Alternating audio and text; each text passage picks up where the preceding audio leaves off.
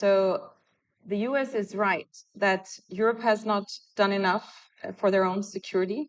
We have not spent enough on our own security, but now we're doing our homework. Sweden has gone from, well, we have doubled our expenses in defense in 4 years. Many other European countries are now doing the same. But I would say that what has made Europe successful is what we have to stick to, and that is what will also grow, make our competitiveness grow, and that is free trade. So I believe in trade deals, talking about deals, which is very popular these days, not in tariffs, which are actually taxes. So I truly believe that Europe should go back to basics, continue to be a strong market economy driver in the world, do more deals on trade with countries such as India, and make sure that we all grow stronger. Minister Batal, what's the view from Luxembourg? How do you see this emerging order, especially that today there's a much anticipated call between President Trump and President Putin? I prefer the questions you asked Maria. No, I'm not a fortune teller. I'm not a fortune teller. And for the moment, to tell you what is the outcome of the phone conversation between President Trump and President Putin, nobody knows. For me, what is the most important is that we stay also as European Union, and we were able till now to do it, that there is no decision about Ukraine without Ukraine. It cannot be like President Trump and now President Putin going like in a supermarket, just to take what they want. Or to around the table, on the menu is not Ukraine. Ukraine is sitting around the table and in the kitchen. And so it is important that all decisions that we are going to take and to accept will be taken with the agreement of Ukraine. I had this morning an interview with an Indian TV, public TV broadcaster, and they asked me if I agree, for example, with the position of India or America, or that we want peace. We all want peace. But we cannot decide about Ukraine without Ukraine. I wouldn't accept that other countries would decide what is good for me. And so the outcome, for the moment, it is important to have the ceasefire. It is the most important thing because every day people are still dying. But it has to be with Ukraine. And that's the reason why we want to support Ukraine, because I lived in a situation in the Second World War where a bigger country thought they would know what is good for me. And it was at that moment Americans, Brits, Canadians, and Russians who liberated Europe. And so it's not because we are not neighboring country to Ukraine that we should not take care, because tomorrow it can be someone else. We have international rules and we have to respect international rules, but nothing on Ukraine without Ukraine. It is all with them around the table. And I can tell you, with the scene we've seen in the Oval Office, I don't know a lot. I was prime minister for 10 years, so I know most of the head of states and head of governments in the world. I don't know a lot of head of states who were able, after what happened in the Oval Office, to say, I'm sorry, let's start again. The ego of the politicians usually would be to never do that. And it's the proof that President Zelensky wants to do everything for his country and not for himself. Speaking of President, yeah. Thank you very much, Minister Batal. Speaking of our president's actions and actually what has been happening in Ukraine and also recently between the United States or between President Trump and the Ukrainian president, this brings us to a very important topic, which is defense and security in Europe. And Minister Brekelmans, after all these talks about the importance of stepping up, investment in military capabilities and defense, is it time to reconsider a European army with a common standing EU force and a unified command structure? So I think it's very clear that European countries should do more in terms of our defense. I think it's also clear that we need to work more with coalitions of the willing, because what we have seen over the past few years is that it's very difficult to come to a full agreement with 27 EU countries.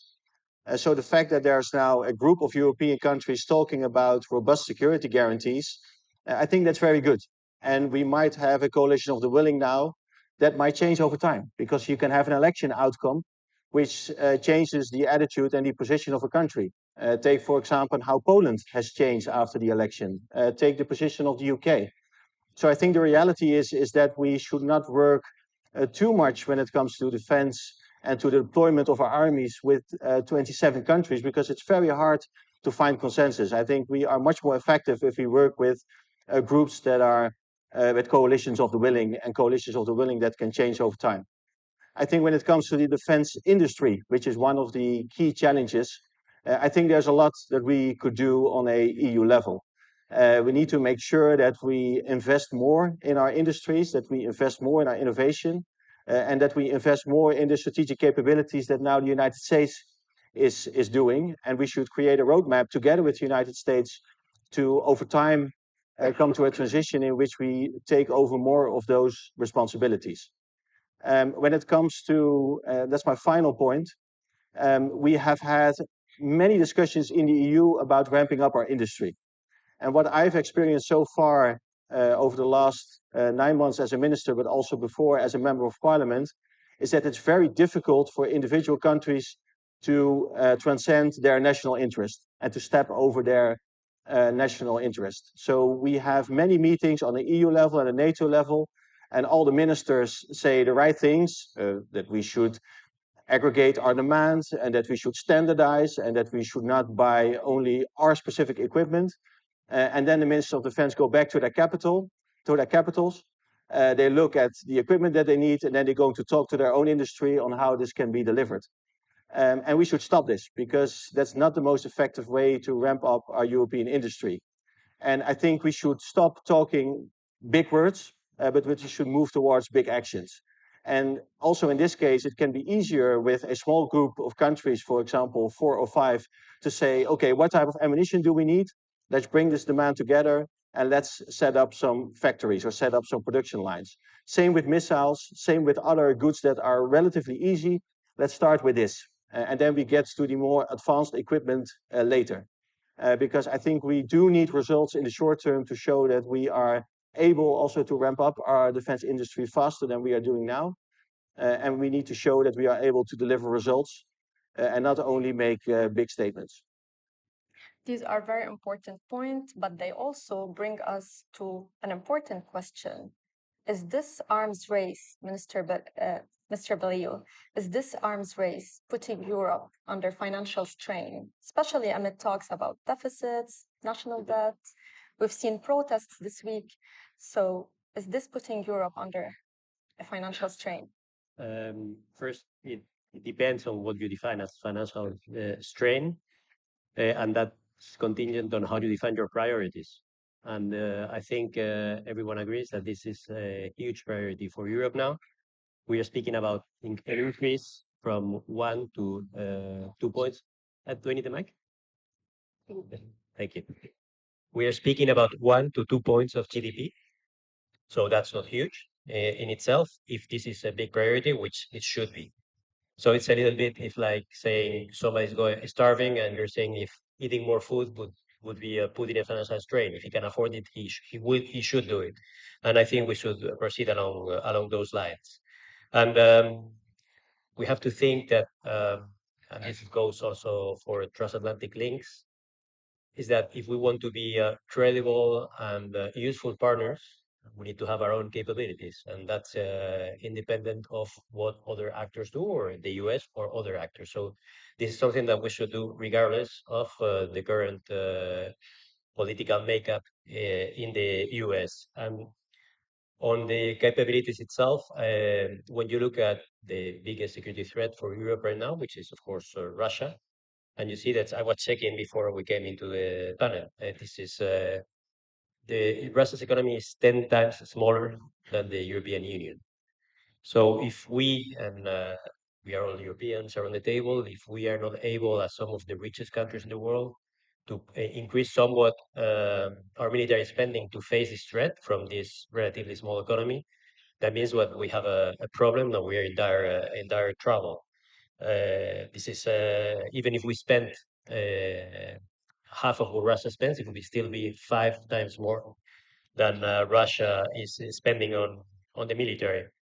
We must not forget also that the military at the most modern, which was at the beginning of the war, their results were quite dismal.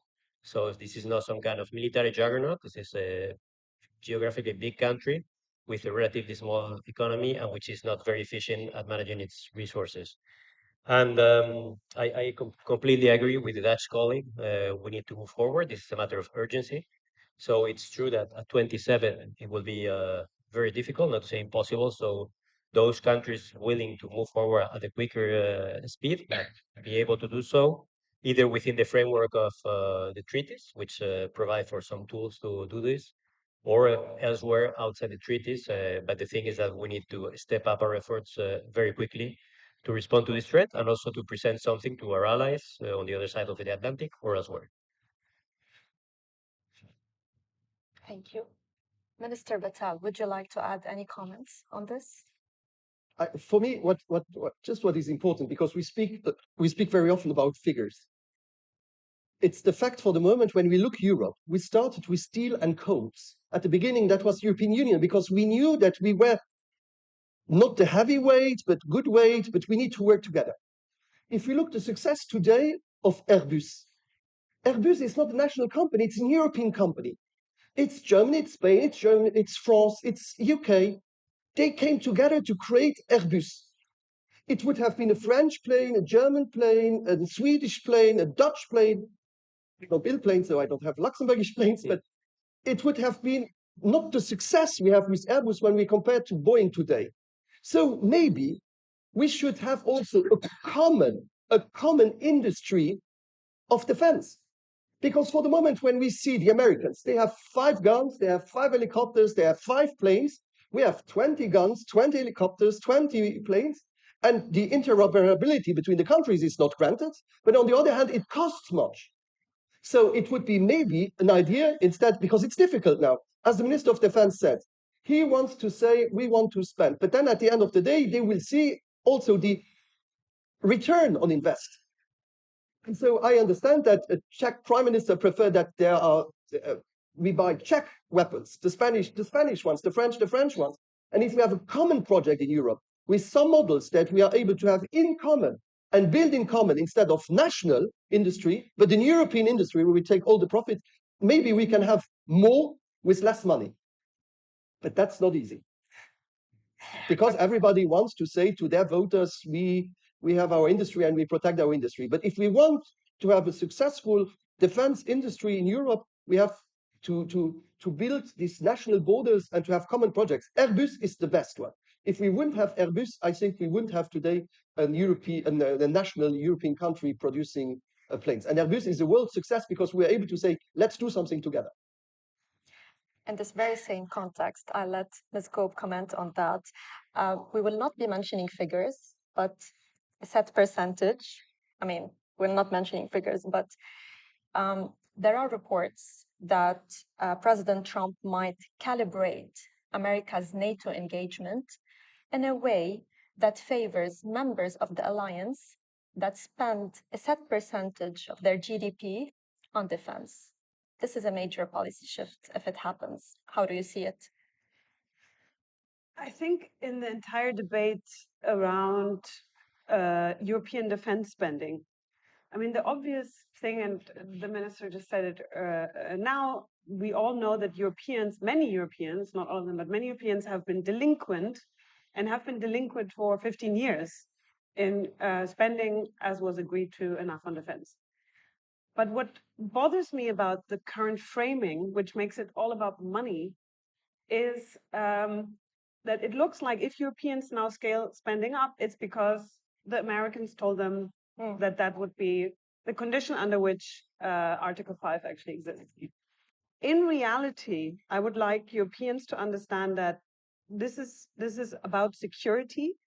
And so for a long time, we thought security is a nice to have. It's a thing we do on top after we've done everything else, welfare and infrastructure and all that. But security is the precondition Nothing else exists without security. And so even if the tone was more diplomatic, there is a reality that Europeans cannot deny, and that is that the United States could not sustain a two-front war. The United States military could not fight Russia in Europe and China, let's say, in the South China Sea. It's just, from a military point of view, not possible. So if you look behind the rather crude language when it comes to defense spending, even if things were much more polite, Europeans have a critical security vulnerability that's going to get worse over time if we're not acting now. So I think for me, the most important thing is let's make this not about money. Let's make this not about transactional policies. And instead, as Europeans face the reality of a security landscape that has changed in the sense that we are not doing this for the United States. We're not doing this for Donald Trump. We're doing this because we have to do it, because otherwise, our states, our societies, our way of life cannot be protected. And I think that's where I would like the conversation to go, because otherwise it just looks like we haven't paid our insurance bills in time. Okay, now finally we're going to do it. We need a real mindset change also in the European publics. And perhaps that's the blessing in disguise of President Trump, is that he forces European publics to accept that this is no longer something you can have, but it's something that you have to have. But there's a very important point that should be highlighted here, which you mentioned.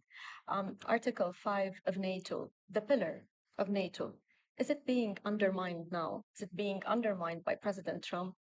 I mean, the fact that this principle never had to be invoked during the Cold War is a proof of its deterrent effect. Is it being undermined now? I mean, every time, yes and no. I will say openly questioning whether it still stands is in itself undermining it. But then again, not spending enough on defense to be able to actually sustain Article 5 obligations, that's also undermining it. So I think, without wanting to defend the White House, I think in general, transatlantic commitment relies on both words and tools. But ultimately, deterrence, I always say deterrence is a language. It's not something you have, it's something you say. I think that NATO, that the deterrent nature of Article 5 still holds, in the sense that I'm convinced that President Putin doesn't think that he can 100% rely on the United States not coming to the defense of Europe. So you have, I mean, it's a false negative in that sense. But of course, I would prefer for none of the allies to question whether you would come to each other's help, as President Trump has done. Minister Stenengard, would you like to add anything here? I mean, I completely agree. I think there is no reason to doubt, and there is nothing that the new American administration has said that points to the direction that they do not stand behind Article 5. I think that many mix up what they're saying about Ukraine as regards their possibility to become members of NATO with their role in NATO, and that should not be mixed up. That's actually two different things. So I consider them as definitely reliable partners behind Article 5. I'll move now to alliances and geopolitical positioning. Turkish officials have been saying that now is the time for Turkey and Europe to unite and design their own center of gravity. Minister Brekelmans, Turkey was once referred to as Russia's Trojan horse in NATO. Does it look now like a logical partner? Now, so I think over the last few years, Turkey has played an important role, for example, with the grain agreement and the grain deal when it comes to securing the Black Sea and securing trade routes in the Black Sea. So we have seen that Turkey has been able to play an intermediating role, which has been very important, also for the benefit of Ukraine. And also when it comes, for example, in the exchange of prisoners of war, Turkey has played a role in this. I think at the same time, we've also seen that there has been some support for the Ukrainian side by Turkey. And at this point, when we talk about security guarantees and robust security guarantees, we need to have the major European and the major NATO allies involved. And Turkey can play an important role in this because they have a big land force. And if they are able to deploy some of their troops, I think that can be very valuable contribution. Second, we have seen in the recent past that Turkey is willing and able to confront Russia as maybe the only NATO ally who has actually done this in the recent past. So also when it comes to deterrence, making sure that Turkey is involved, I think is a valuable asset. Of course, that doesn't solve all our issues. We have quite a few issues with Turkey on many aspects, but it's more about sometimes about human rights or migration or other issues. But when it comes to their military involvement and their role within NATO, I think it is an important partner. I think they have shown that they are able to play a very important role when it becomes to the war of aggression of Russia within Ukraine. And I think when it comes to building robust security guarantees, I think Turkey can play an important role there. Mr. Beliou, what is Spain's view in this regard? Do Turkey-EU relations need a rethink?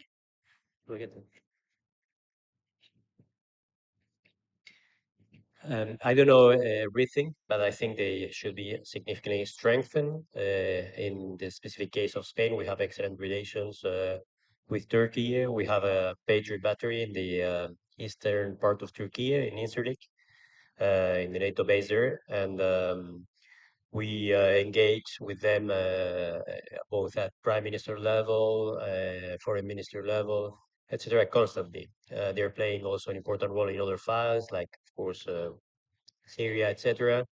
And we have those close relations. So I would say they've also changed their approach recently. And for instance, I was quite surprised to find that they were presenting a common candidacy with Greece for the OEC package of appointments.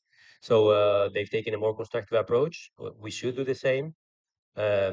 We should engage with them in the matter of Ukraine. And I would say there are two flank powers, and if I may say so, in Europe, which is Turkey and the UK.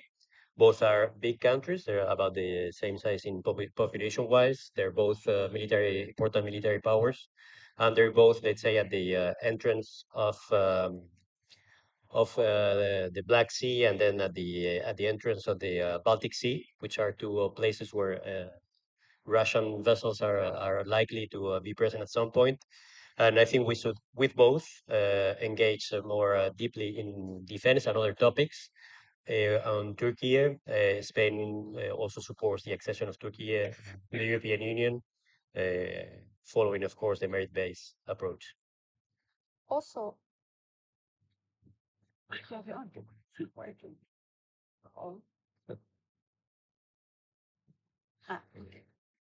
also on alliances, a majority of EU member states are advocating for deeper security cooperation with the UK. Let's go.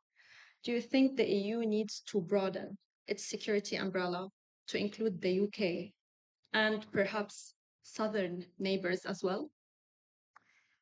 As a NATO person for NATO, I'm personally not convinced that the EU is the right umbrella for that. Maybe it's also not NATO. Maybe it's something else altogether, where you have the UK, you have Norway, of course, inside, in addition to Europeans, to other Europeans. But also, you could imagine what NATO calls at the moment partners around the globe, or its partners in general, actually. So it could range from Japan to Australia, New Zealand, and to North Africa, if you want to. So I think if you wanted to, so there's multiple models, I think, at the moment you can play with, right? So you can either come up with an alternative, including partners from around the world, or you could also imagine a strengthening of the European pillar within NATO. Something people often forget, if you're not familiar with history, is that before NATO was created, for the United States to get involved in NATO, a precondition was that the Europeans get their act together and find a common agreement not to go to war with each other before the United States came in. So that was then the Brussels Treaty, the WEU, the Western European Union, which was essentially the European pillar of NATO. It was integrated into the EU about 15 years ago, but I think it's totally imaginable that you go back to a structure that does not undermine NATO, but that coexist within NATO, but also pays tribute, a little what we just heard, coalition of the willing, pays tribute to the fact that there are certain states that do perceive the security situation in a certain way, and others that do not. So it's about, a car with several gears. You don't have to run all in the same way. So I think it's time to be creative. As I said, NATO is already engaged with many partners around the globe. In the format that's called Partners Around the Globe, but also Istanbul Cooperation Initiative, Mediterranean Dialogue, Partnership for Peace, because I think the alternative will be inaction. And I think we can do everything, but not do nothing. Minister Brekelmans, would you like to add anything on this point? And I agree. I think what we desperately need, of course, if the United States is less involved, is strategic capabilities. And we know that the United Kingdom can play an important role in this. I'm very happy that they are now also taking a leading role together with France in creating security guarantees and thinking about European engagement inside Ukraine. I still think when it comes to this later point, still a lot of questions need to be answered. So, of course, it's about the military planning, but we also need to be very clear about what any military force then is going to do. What is the task going to be? What is the mandate? What happens if Russia is violating any peace agreement? Who's then deciding how this military force is going to react or not? Those are some very fundamental questions that still need to be answered. I think it's helpful that the United Kingdom is on board because they can also have the capacity, the strategic capacity, together with France, to think about these questions and to make sure that we have them defined very sharply before we decide on any military engagement. And finally, one other thing that we need to make sure is that we do not only think about a potential European force in Ukraine, but also define more clearly what type of monitoring mission we want to set up, because that's something, I think, a key piece of the puzzle that's sometimes forgotten. We need to have something like an independent body which is able to define whether a peace agreement has been violated or not. And we have some very bad experience in the past, or let's say some mixed experience in the past, when it comes to, for example, the role of the OSCE and how they have been able, after the Minsk agreement, to do that.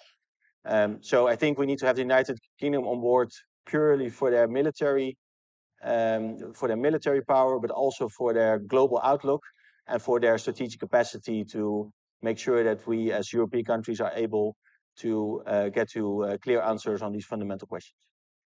Thank you. I'll move to our last segment, which is Europe's economic and global influence, before engaging the audience. So please, if you have any questions for our panelists, you are encouraged to head to the microphones here in the room. Minister Stenegard, while the priority shifts towards defense and security, several European countries, including Sweden, have announced cuts to their foreign aid budgets. Where does this leave global aid efforts? Well, to begin with, Sweden is still a champion regarding development aid. We spend 0.7% of our GDP on development aid. And it's not only because it's the right thing to do, it's because it truly makes a difference. It makes a difference to prevent forced migration, to prevent extremism, to promote women's and girls' rights, and to fight HIV. So this is also in Sweden's very interest, and also in every country's interest, to keep an engagement in these very important areas. At the same time, no woman or girl is truly free if she's not secure. And at this moment, we also need to invest in our own security to make sure that we keep that freedom. So of course, this is a balance to strike. And I believe that as many countries have to make these very difficult decisions, then we should definitely get together and try to find common priorities to make sure that we actually put our money where we see most value. Minister Vattel, how do you see this challenge being addressed in the future? You know, I'm also the minister in charge of cooperation. So, as you can guess, but when we had difficult budget times a few years ago, it would have been very popular to cut the cooperation, because people, and very often in my country, populists will say, why should you help someone somewhere else when there are still problems in your own country? But so if you want to the best answer to that, it's because they are scared about foreigners, they are scared about they don't know, etc., etc. I told them, you know, for example, climate change. We need to help climate change. We need to help poverty. We need to give education. And when we say about the climate change, and people say, yeah, but you know, with this development, you won't help. I said, you know, you are scared today because you see migrants coming. That's what you tell me. Imagine, these are war refugees. These are political refugees. But tomorrow you will have millions of climate refugees. So we need to do something. Then they fully agree. They say, do more. So sometimes you have to do psychology to tell to people that the investment in other places in the world are in the interest of all of us. Because if you don't give hope to young people, especially now I look in the Sahel or in other regions, where there are terrorist groups, they will have just maybe no alternative, no education, no possibility to find something else. And we still are one of the very few countries in the world to have 1% in cooperation. And so that still means that I have 99% at home. And to give 1% to give education, it's said that in 2025, still this year, depending on the country you were born, the religion you have, if you are a woman or a girl, if you are straight or gay, if you are black, white, if you are Jewish, Catholic, or Buddhist, that your rights are not the same. And so for us, it's important also in the cooperation, as a new condition that I have as Minister of Cooperation, is that I don't want to impose in the countries rules that would be changing for them this way of life. But I don't want backlashes. If a woman is not allowed to go in Afghanistan in school tomorrow, I won't work with the Afghan government. If a people is not allowed to do his religion tomorrow, to practice a religion where he was allowed yesterday, I'm not going to work with that country. If a minority is going to be ban of rights tomorrow where it was possible today, I won't work with this. So I think that 1% to give also to the weakest in some countries hope, perspective, and as I said, not to fish, but to learn and the material how to fish is the best invest. And I think that it's not popular. I tell you, it's not popular, and I understand a lot of governments do it. Now the last government decided in one country to cut 25%, some is 60%, but to invest 1%, when we are sometimes discussing if we want to eat hot and cold, we should not forget that in a lot of countries, people would be happy to have something on the plate to eat some days a week. We should not forget that. Solidarity is not a must.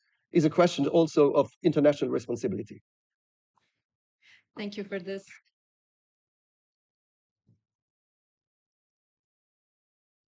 That's a powerful message.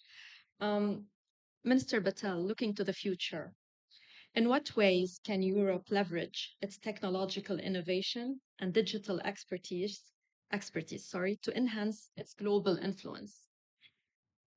So the first thing is that we need to take barriers away. And we think global, but we act local. When you see Apple is American, Samsung is Korean. To my Swedish neighbor, don't take it personally, Nokia was a fantastic brand from the North countries. Well, Ericsson is now. Ericsson, Nokia and Ericsson, sorry. But now, when you go in a shop, you choose between Asia and America. When I go on internet, I have Google, which is American. I have Yahoo. I order things on Amazon. I order things on Alibaba, Alipay, or Temu. So where are the Europeans? So we have 27 regulations, 27 legislations, and for small companies, if you want to be a successful company in Europe, you need to be present and to be compliant in these 27 countries. So it is really this single market we're speaking about. We need to take these barriers away, and we need also to have a change in mind. In Bezos, he did 3 bankruptcies before being the boss of Amazon. Very often in our mind, I don't know how it's here in India, but if I do bankruptcy, if my company is collapsing, I'm banned. I'm the one who failed. Instead of thinking, he took the risk, maybe this time was not the right one, but the next time will be the next and the good one. So we need also to have this change in mind I always said as a prime minister, I'm not the one who will give you the bed to sleep, but to give you the trampoline to jump. And this is how we should also in Europe have more this initiative to support and have respect of failure and not the exclusion of the one who failed. Mr. Baliu, would you like to add anything before moving to the audience? Well, I completely agree on the reduction of internal barriers within the internal market. It's been quantified at 45% tariff on goods. So it's worse than most of the tariffs that are being now debated in the US. And it's 110% on services. So that's a huge handicap for our companies, and that doesn't let us maximize the benefits of the common market. But I have to say, and I was before with some people from think tanks, and I've noticed a tone of pessimism about Europe at the conference. And it's true that the economy, Spain is doing well, but the overall economy is not very good. And I have to say that we have all the fundamentals there to be. I mean, we are a major player already, and then we have all the fundamentals to catch the train. I mean, the trains that don't leave the station forever. We had US leading AI, and everyone was lagging behind very far. Then we had China with DeepSeek, and AI was too expensive. Now we have a French company with AI. So things are moving very quickly. What this means is not that you get left behind, but you can always have the opportunity to jump on the train. And I'm convinced if we make the right choices, like reducing these internal barriers, investing in R&D, etc., and we make the right choices at the political level, both in Brussels and nationally, I think we will catch up quite quickly. Let's go. I just want to touch on something that we haven't touched upon, and I think it is critical. It is the fact that as Europeans, we don't think long term and we don't have a strategy. And that stands in stark contrast to China, which has a strategy all the way to 2049, and Russia, which we know from a purely, not just military, but actually collectively, economy, military, etc., diplomatic, has a strategy all the way to 2035 and a clear objective for what it wants to achieve by this point. Whereas I think, and again, it differs between European states, but I think that as Europeans, we've been guilty of an ahistoric understanding of history. We thought for a long time, tomorrow will probably be a lot like today, also in security terms. And even now, I see us thinking primarily Ukraine. It's like there's a mental block. We cannot think further than this war and how it ends. But even when it ends, the future continues. Russia will continue. And I would invite everybody to think beyond the possible attack on a Baltic state, because that's where the immediate European thinking goes, and develop a strategic long-term outlook for the next, I would say, 15 years. Who do we want to be as Europe in the world by 2040? And I think that's a debate we're currently not having for all the good reasons, because we're busy thinking about other stuff, but the others are thinking long term. So we also have to do the same. With that, we will move to the audience. I have a question from the right. Yeah. Yes, please go ahead. Hello, everyone. This is Ayush Pal. I'm a diplomatic correspondent from Samvad World. I have a question to the panel that Europe over the last 3 to 4 years have gone through a massive transition. And it all started from Brexit happening, which eventually happened on the last day of 2020. And then it led up to Angela Merkel, who has been the queen of Europe, as they say, for the last 16 years.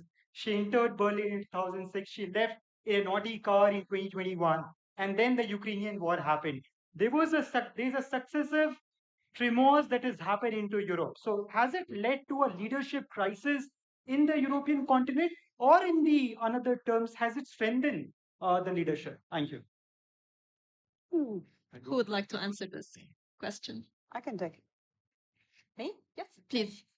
Well, I feel a little lack of confidence here in the panel. I think that Europe has grown stronger from every crisis it has gone through, and we have shown in the pandemic, after the full-scale invasion of Ukraine, and even after Brexit, that we can get together and become even stronger. After Brexit, people thought that several countries would leave. They didn't.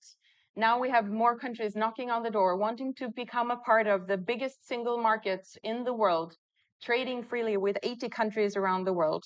And like I said initially, I think we have to go back to basics, and that is focusing on the free market, not on state-driven projects, not even in defense, but promote fair markets, competitiveness, and invest in education. And I mean, I'm from Sweden. Sweden is like the poster child of Mario Draghi. We are the second most innovative country in the world. We have created companies such as Spotify, Ericsson, like I mentioned, Tetra Pak, IKEA. We have invented Bluetooth. And I am so convinced that Europe can grow even stronger. And that is with, like I mentioned several times, free trade. And I look forward to having free trade with India. Thank you. Sure, please go ahead. I just want, first I say Ericsson, so I don't forget it. Just to give an answer also to this question. The fact is that in Europe, we have a president of the Commission, we have a president of the Council, then we have every 6 months a president of the European presidency, and then we have a high representative.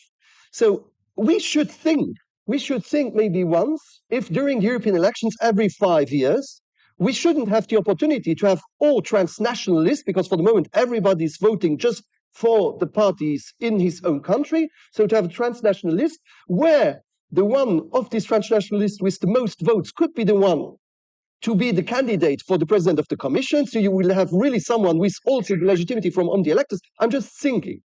Or that you have a second vote where you vote for the president of the Council for 5 years. And so it will be the president of Europe. This is one of the possibilities we could have, because for the moment, it is sometimes difficult to explain to people. But as Maria said, we did great, and we have more people who want to join the European Union than countries who want to leave. And believe me, if the Brits would have to decide again, we would see. All right. We will take a question from the Raisina Young Fellows. Please go ahead. Thank you very much. Christopher Alfuri from Italy. My question is related to Ukraine, and not because of a mental block, but to learn to touch on the lessons learned, basically. So since the Russian intervention in Ukraine, so 2014 till 2022, we saw a very weak and inconsistent European Union reaction. Is the European Union today more prepared to prevent a similar situation in the future? Because probably it led to where we are now. With prevention, we would be in another place, probably. And is the inclusion of nations in NATO the only solution to deter Russia or any future aggressor? Thank you. Go ahead, let's go. Your question echoes the previous one. And I will say I don't agree that and say this as a NATO official, but I don't think the EU was weak and divided. I think, in fact, that Russia did not expect the EU to answer as strongly and as united as it did, both in political terms, when you look at granting candidate status, but also in military terms. And I will argue even in diplomatic language terms. The EU is famous for using very polite language. And well, 3 years ago, it discovered it can also speak in a different way. So I think I will not share the assessment that the EU was weakened. Sorry to interrupt. I meant 2014, not 2014. Oh, 2014. Well, in 2014, it clearly didn't react as in 2022. But I will say, and I think this is also echoes what the minister said earlier, with every crisis, and that's what's interesting about political crises, actually, is that you grow stronger and stronger. So could we prevent another 2014? But in the sense that we acted very strongly in 22, that shows you that, well, prevention of territorial annexation of a neighboring state that's not a member of the EU or NATO is going to be by definition hard. And I would say that Ukraine is the example that we're all talking about today, but there's many other instances in the world in the last 20 years where the law was broken in conflict terms, and there was nothing the EU could do about it. I also think that the EU, neither the EU nor NATO, is the policeman of the world, is not responsible, but out of solidarity and geographic proximity, I think it was the right thing to do. So I will say we're definitely in a better position. And I also think that 22 was prepared by 2014. So it's not like between 14 and 22, nothing happened. You can see a shift in insights, but also in spending and defense structures beginning in 2014. So I would say we cannot compare today to more than 10 years ago. I think the world has changed, the mindset has changed. So I think we have learned from the crisis, but the next crisis is always around the corner. Minister Brekelman. Yeah, I think we are in a better position now than we were in 2014-15, but we are still risking to fall in the same trap if there is a peace agreement, because it would be very easy for Europe to push the snooze button again and to continue normal life. If you look at the intentions of Putin, we know what his imperialistic ambitions are. We know that it goes further and it goes beyond the current ceasefire or the current front line in Ukraine. It goes also further than only Ukraine. It's also the Baltic states and other former Soviet states. Second, if you look at the production of Russia, the military production, not only now, but also the projections for the upcoming years, it's only going up. And why is that?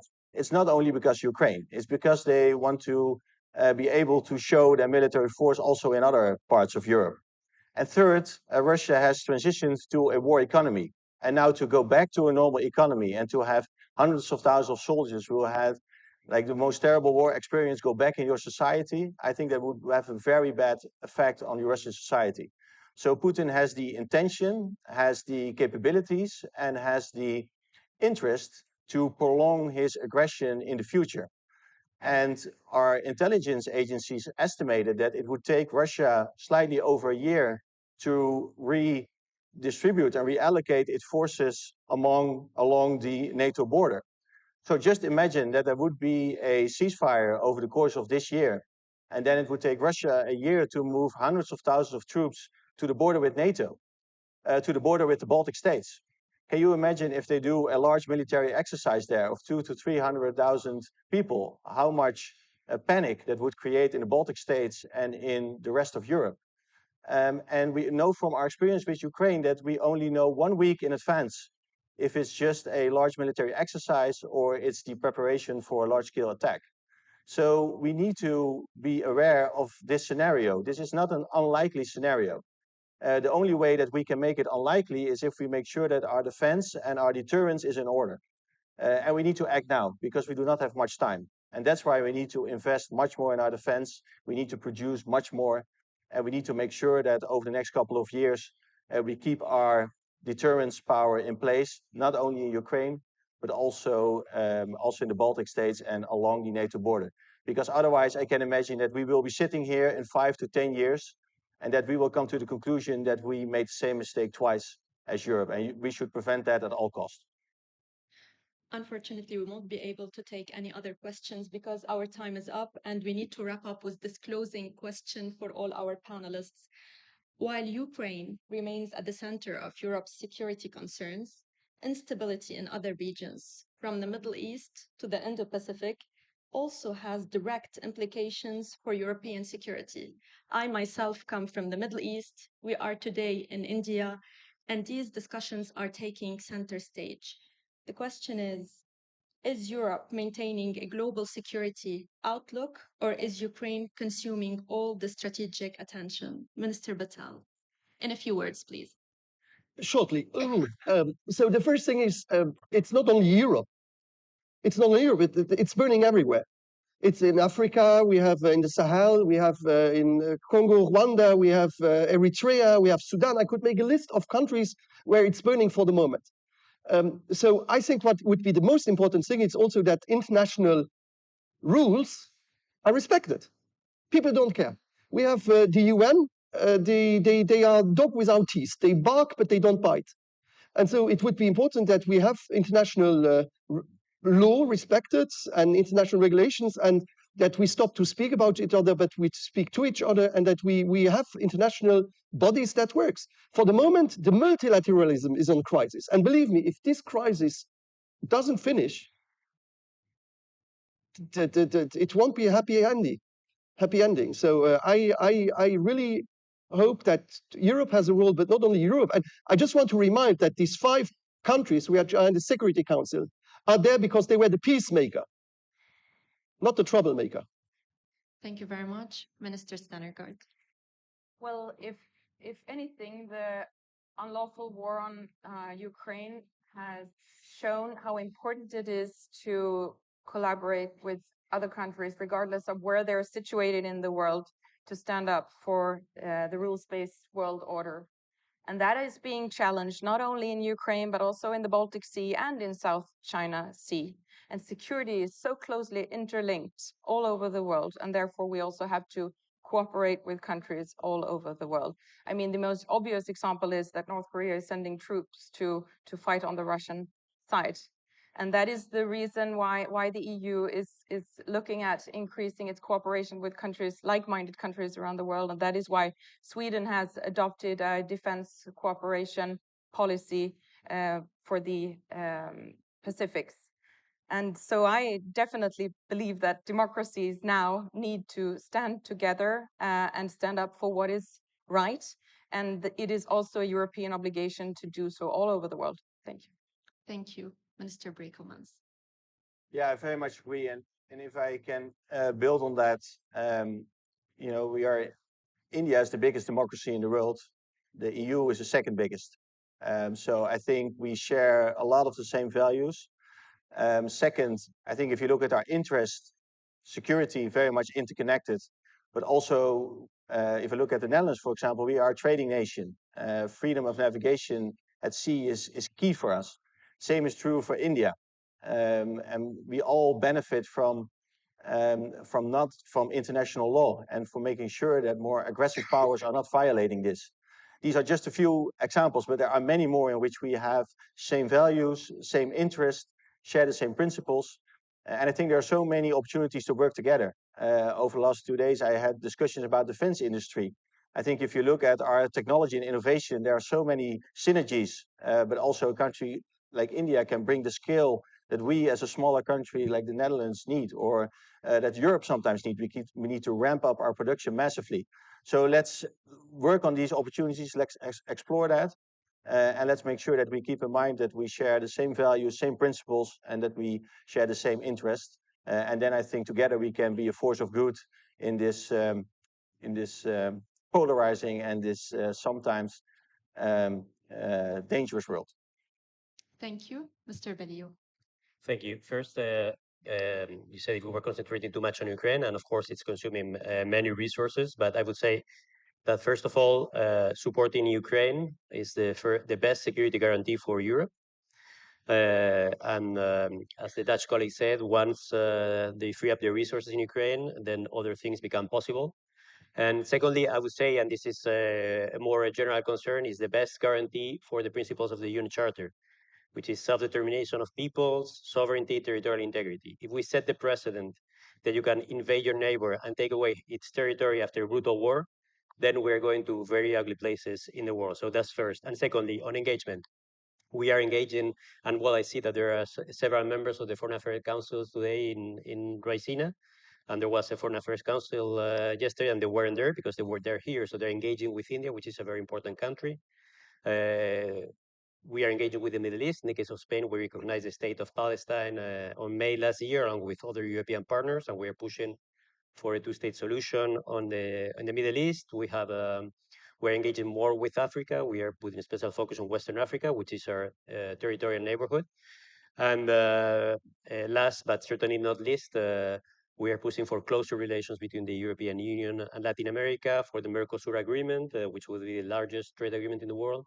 So, of course, there's much more focus now in the East than there used to be, but we are engaging elsewhere as well. Thank you. Let's go. So in the NATO Defense College where I work, I would say NATO in general, we have a whole informal network thinking about the future, because I think that's ultimately what you're asking is what's going to happen next, or are we aware of everything else that's going on? And we do see very clearly that while the headlines are very much focused on Ukraine, in our analysis, it's a very rich discussion going on everything relating to ranging from how climate change will impact security. And I'm not talking about migration, I'm actually talking about how climate change can affect, I don't know, submarines, weapon system. We're looking at the Arctic, we're looking at Russia in the Arctic, we're looking, of course, at Africa, at the Middle East. So I'm going to say that from an analytical point of view, the tools are pretty sophisticated. The awareness is there when we're looking at what if scenarios that we publish every year. I think it's much more diverse. But of course, you know, as we just heard, it's obvious that Ukraine, due to its being at the epicenter of European security when it comes to the East, plays a very, very important role. But I will say, maybe that's reassuring for some in the audience, that the thinking goes a lot further. Thank you very much. Very insightful, very interesting. Thank you all, and thank you everyone for attending. Thank you so much to the moderator and the panelists. If I could invite you to the front of the stage for a quick photograph. I will request everyone to remain seated in the room. There is a session that's happening across the room, but that's full. So please remain seated here. We will begin the next session shortly. It's the Latin Beats. Avenues for the America, deciphering Latin beats. On the panel would be Elmer Salcedo, Minister of Foreign Affairs from Peru, E.P. Shed Green, the Minister of Foreign Affairs from Antigua, Hector Cardenas, President, Comexi, Mexico, Katie Darocha Gomez, Director, IPIA from Brazil, Odd Dernal, who's a research analyst and project manager at the Stimson Center in the US, and Carolina Chimoy, who's a political correspondent